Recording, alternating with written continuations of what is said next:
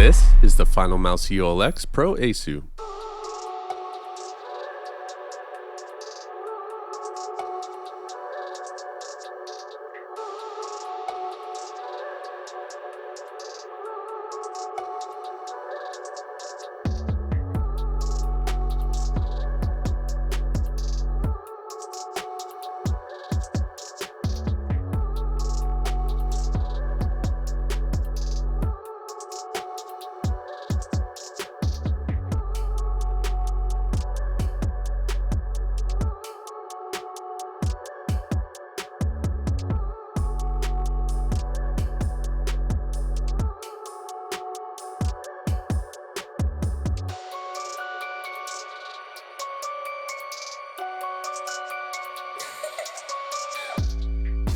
Carrying the torch forward, the ULX Pro Aceu marks some minor improvements to the ULX. The coating has been adjusted to be less porous in efforts to reduce the likelihood of staining. The packaging has been updated and is a bit more protective. The cables are also now black. If you're not familiar with the Finalmouse shape, it's a low profile and extremely satisfying shape to hold across a variety of grips. The Aceu follows suit, and I'm happy we're keeping this shape. This is the cheetah, so it's the smallest variation, but the shape is consistent across all three sizes. Choose the best for your hand size and grip, and I think you'd have to really go out of your way to be unhappy with the performance of the product you receive, barring an abnormal defect. There have been talks of the cheetah being removed from the lineup, so we don't really know if Finalmouse will continue to offer this small size. There's been quite a bit of uproar in response to this information, so I think it's pretty unlikely at this point that Finalmouse goes through with axing the cheetah. It is Finalmouse though, and if Final Boy and his mystery associates decide that cheetah has to go for any reason, it will. The ULX Pro Cheetah is advertised as coming in at 31 grams plus or minus 2 grams with the skates off, though generally the white variations are going to be a bit heavier. This is because carbon fiber is black and it takes a lot of coats to turn it white. I got overexcited and put my grips on before weighing it, but with third-party Alcantara grips, my ULX Pro Aceu comes in at 36.63 grams. These grips probably weigh around a gram as they're quite thick. To some this might feel too light, but my personal experience still shows that lighter is better. Once again, the ULX is rocking a stellar coating. It's dry, grippy, and grabs on with a small amount of contact. I like it better than both the G Pro and the Razer Viper V3 Pro Black. All of these mice have amazing feeling coatings, but I simply prefer the ULX. As I mentioned earlier, this coating has been changed to be less porous to help with the staining issue experienced on the ULX Pro Tarik. I can't attest to this as I did not experience much abnormal degradation of color on the Tarik, so naturally it probably won't occur for me on the Aceu. If you do have any experiences you'd like to share, please feel free to share in the comments down below. Looks like there have been pretty much no changes to the scroll wheel. You still get that rubber feeling knurling texture that grabs really nicely onto my fingers. It has a lot of surface area and is extremely easy to actuate. If you like a really stiff scroll wheel, then you might be in for some adjustment here. It definitely takes me less force to actuate and scroll the ULX Pro Aceu when compared to the Viper V3 Pro. The prior scroll wheel issues with Finalmouse Starlight 12 seem to be fully rectified. Again with the consistency, it's actually crazy to me that the two Tariks in my possession as well as the ULX Aceu have virtually identical clicks.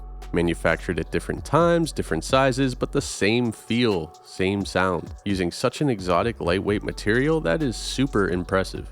These Super Bentuano blue shells are in my opinion the best mechanical switch implementation in a non-magnesium mouse to date. Satisfying, spammable, tactile, these clicks just have so many strengths. I think most people would be happy with these. You can move the left and right clicks side to side slightly, but as I said in my ULX Pro Tarik video, this is not at all noticeable for me during regular use.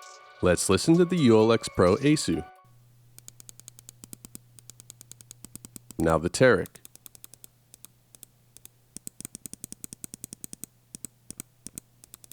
Finalmouse remains king of side buttons in my opinion with both profile and feel. They stick out the perfect amount and you won't have any trouble finding or actuating them.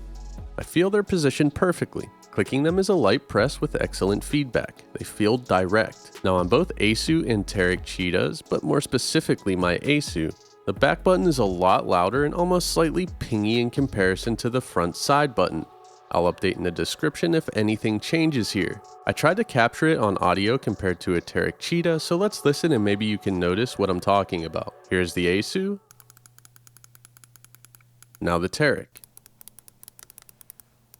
Now the Aceu. There is definitely a pinginess present in my Aceu back button that is not present in the Tarik, though this does not seem to impact the feel or actuation of the click at all. However, this may bother someone, so I felt I needed to mention it.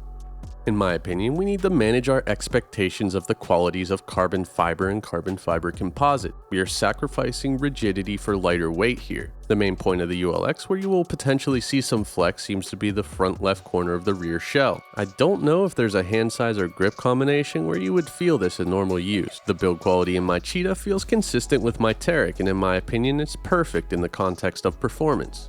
A lot of people are saying when you pay $189 for a mouse it should be flawless. But I believe this opinion misses what Finalmouse is about. When the goal is the best performing mouse, period, is investing time and money into solving flex that has no impact on performance a good use of resources? I sure don't think so. It's definitely not going to help us get the best possible mouse any faster. I would rather them focus on practical and innovative pursuits which net valuable performance increases. This choice of white and red is extremely clean in my opinion. I put some white Alcantara grips on my Aceu and it looks and feels incredible. These grips are from Sub-G Mouse Mods on Etsy if you're interested, and I'll put a link in the description down below. The ULX Aceu really makes me appreciate the beauty of some of the design progression, and a beautiful subject is always a pleasure to film. Unfortunately, there have been reports of paint bleed issues with the red parts of the Aceu. You can see that even this paint does not look great up close. Finalmouse has since changed painting suppliers, and ideally this is going to yield some benefit for rounding out coating, staining, and painting issues. The ULX software is quite good, coming in the form of both a web and a desktop driver. While I do wish I could bind keys through the software, I wouldn't want this if it would mean any performance degradation. There are other ways to bind keys if that functionality is really needed, and if I can delegate that to my PC in the name of performance, that's fine. You'll get up to 8K pulling rate, though it is in beta, which you'll need to access by verifying ownership in the Discord. I'll link the Discord in the description. Overall, you'll find the battery meets or exceeds the market standard, so I'm not going to go into much detail here. It will definitely last you a day's use, but likely much more. Who is the ULX Pro Aceu for? This mouse is for those who are seeking a mouse that is making compromises in efforts to push performance to the limits. If you're the type of person that will be bothered by cosmetic issues like shell flexing and staining, it's probably best for you to stay away from Finalmouse. If you aren't bothered by cosmetics and just want an amazing performing mouse, give the ULX a shot. These sold out fairly quickly, but per usual you can get them brand new from resellers at a slightly increased cost. If you're around for a drop, you can get a ULX for $189 shipped in the domestic United States, or with $14.95 flat rate international shipping. Finalmouse uses FedEx and generally ships anywhere on the globe pretty fast. I get mine in 2 days across the US. If you can't wait for the next drop, which we don't know the date of as of this video, you'll have to buy from a reseller and pay a little extra. Thankfully, the scalping on these isn't as bad as the Starlights. If you're around for another drop, it's fairly easy to get a mouse. Just be ready. There hasn't been a time where I was on time for the drop and wasn't able to secure a mouse. From what we know, the next ULX is the competition version, which is a carbon fiber composite and solid sides with a coating, or the raw competition version, which is all of the previous without a coating. The raw competition should be the lightest of the Pro lineup as it will not have any added weight from painting or coating. The Finalmouse ULX Pro Aceu is another great addition to the lineup that continues to encapsulate the spirit of Finalmouse. Putting performance first and having everything be designed around that goal sort of reminds me of the pursuit of a performance car. You have to compromise to push the limits where it really matters. Switching the carbon fiber was the choice of Finalmouse, and they definitely knew the compromises that came with that decision. Let me ask, when you get in a race car, are you expecting cup holders and passenger seats and air conditioning? I would think no.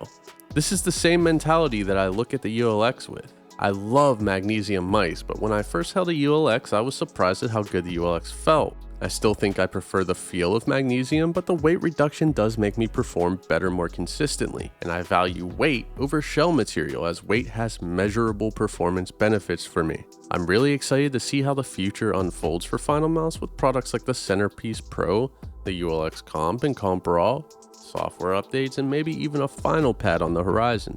We should definitely be keeping our eyes on Finalmouse. I'll see you next time. Like, comment, and subscribe if you want to see more.